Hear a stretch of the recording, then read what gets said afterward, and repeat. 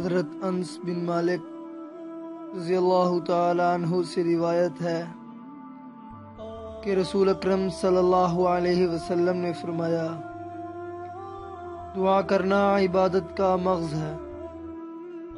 قرآن مجید میں آتا ہے،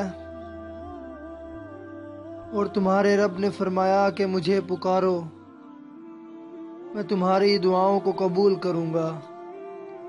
بے شک جو لوگ میری عبادت سے سرکشی کرتے ہیں، ان قریب وہ ذلیل ہو کر دوزخ میں چلے جائیں گے۔